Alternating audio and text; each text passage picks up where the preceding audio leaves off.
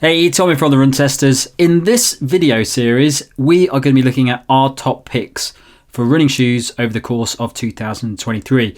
If you're a fan of the channel, you'll know that in October we did our awards where we worked out the best running shoes based on a voting system that all of us got involved with.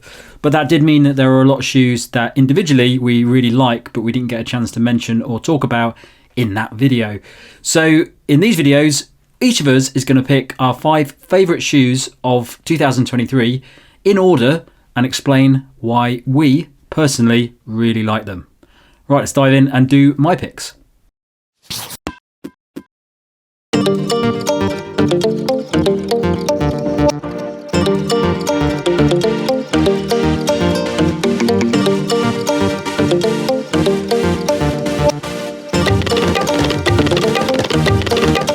In at 5 is the On Cloudsurfer 7. Now, I have never been a massive fan of On shoes. I didn't mind the Cloud Monster that much. I thought it was quite nice for long runs, for easy runs, that sort of thing.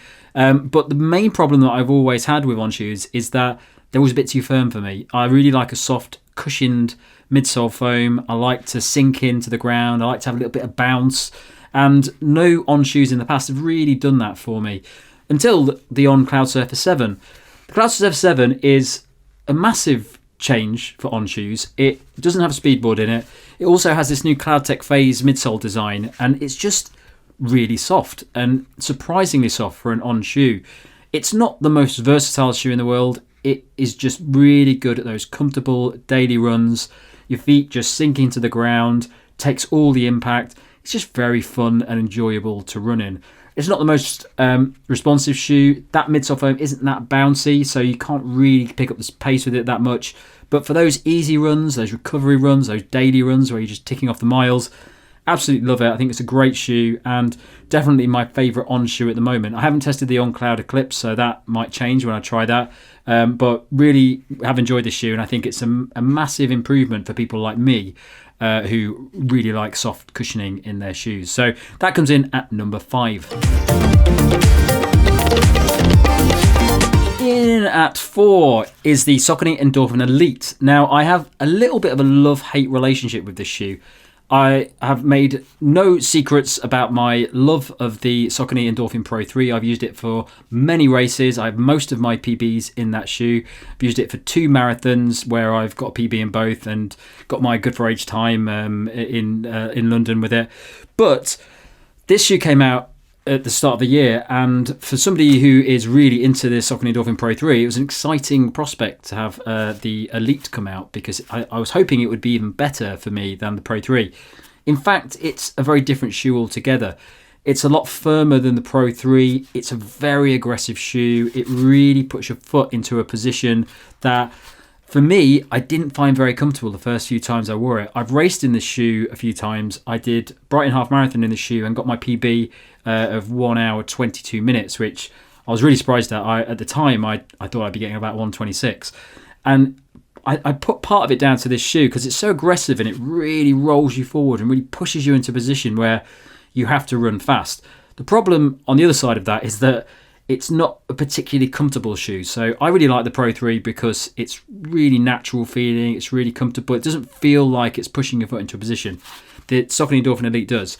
Now, over time, I've started to use this a lot more for short distances, 5Ks and 10Ks, and I find it works really, really well for those. I can handle that aggressive feel of it. I don't mind the fact that it's not the most comfortable shoe in the world when I'm doing those distances, and I can definitely feel that I'm running really fast in this shoe. But I would never go over 10K in it just because it really makes my feet feel like they're being scrunched into a way that isn't very comfortable. And about 15K of that marathon, I really, really felt it and wish I had a different pair of shoes on. But I think it is a really interesting shoe, and I definitely think it's the best performing carbon plate shoe that's come out this year that I've tested. I just still have a bit of a love-hate relationship with it.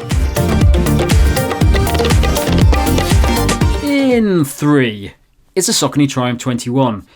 To be honest, I would have put this higher. I love this shoe. I love the Triumph 20. I think it's just a fantastic, versatile, cushioned daily shoe that has it all. It's got a fantastic midsole foam. It's slightly bouncy. You can pick up the pace a bit in it. It's really comfortable for long runs, really comfortable for easy runs. It's just got it all. I've just, if I was to pick up one shoe that I had to use all the time, I'd probably go for this shoe. The reason why I haven't put it higher is because it's not really changed a lot from the Triumph 20, and as a result, I'd probably say pick up the Triumph 20 if you want to get this shoe, but you don't want to spend all the money on it. But it is a fantastic shoe. The differences are largely in the upper. It's slightly more breathable, but everything else about it is pretty much the same as the Triumph 20. So that's why I've not put it higher. But if it was a completely new shoe, this would probably gone at number one, just because I use it for everything. I use it all the time. I think it's fantastic, and you can't really go wrong with it. So that goes in at number 3.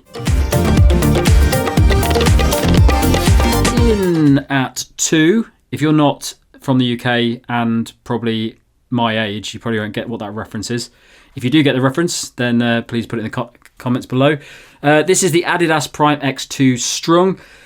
I tested the original Prime X Strung last year, end of last year, start of this year, and I just didn't get on with it, mainly because of the fit. I found that it really, really rubbed my heel. I got all sorts of like cuts on the back of my foot after doing races in it, and just didn't get on with it. I also thought it was really wobbly, and it was fine if you're running on the flat, if you're not really turning or anything. But what I found was I raced in that shoe for the Eastbourne Half Marathon, which is not a flat route. It's all over the place. There's loads of hills in it. There's loads of potholes in it. And I just didn't like wearing that shoe for it. Just felt like that I wasn't in control. Didn't really enjoy it. What's happened in the Prime X2 Strung is it's a bit beefier. It's a bit heavier. There's a lot more shoe here. It's got a wider base on it. But the upper's a lot better for me as well. I don't get any heel rub on this shoe at all. And despite the fact that it's a really chunky shoe, I feel like I can still go really, really fast in this shoe. I've done a couple of races now. I actually did Abingdon Marathon in this shoe. I wasn't racing Abingdon Marathon. I was just pacing a friend, but it felt great for that. I really enjoyed it. Just felt energetic all the way to the end. A bit of a powerhouse of just taking you through in a really fun, enjoyable way, just with lots of energy. It's just a really solid, fun, enjoyable shoe. And I've really enjoyed wearing it, and I still pick it up all the time for training runs, if I'm going to do a tempo run or anything like that. It just feels great, and yeah, that's going in at number 2. And number 1 for me, my favourite shoe, or the shoe I think is the best for my style of running this year, is the New Balance 1080 V13. Very much like the On Cloudsurfer 7. The previous versions of this shoe I didn't like. The 1080 V11, V12, they were quite firm. They didn't really offer me anything back. They were just sort of a general running shoe, and I didn't really get anything that I like to get out of running. I love soft cushioned shoes. I love the sort of sinky feeling. I love a little bit of bounce. The New Balance 1080 V13 is a complete revamp of those shoes. It has a new upper, more structured. There was this sort of sock design, this stretchy sock design on the previous version, which I never really got on with. This has a much more structured upper, reinforced areas. Very traditional upper, actually. It's very comfortable, nice and breathable. A lot of padding around it. Quite a plush shoe.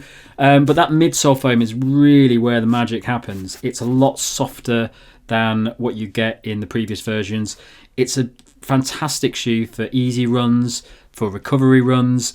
It does sap a bit of your energy, so if you're using this for long runs, you might find out that you probably want something with a little bit of a firmer midsole or a little bit more bounce in it, because there's not a lot of return from this midsole foam. But it's just such a comfortable shoe, and for a lot of the runs that I do, I'd probably say 70% of the runs I do every week are easy runs. This is great, and I'm just picking up all the time. I just love having it on, and it just feels fantastic. So the New Balance 1080 V13 I put down as my favourite shoe of 2023. Hopefully it's a sign of things to come with a lot more of the New Balance shoes. Well, that's it from my top 5 choices for running shoes in 2023. Thanks a lot for watching, and don't forget that all the other guys will be doing theirs at some point, and it'll be interesting to see what they pick, because I don't actually know. Don't forget to check out the channel as well. We've got loads of new reviews coming up, some big ones that you're probably going to be quite interested in. And if you go into the caption below, you can also find a link to our podcast, which comes out at the end of each month. And this month, or if you're listening to this in November or December, it's all about super trail shoes. So shoes for the trails that have like carbon plates in and stuff like that. Thanks a lot for watching. Catch you next time.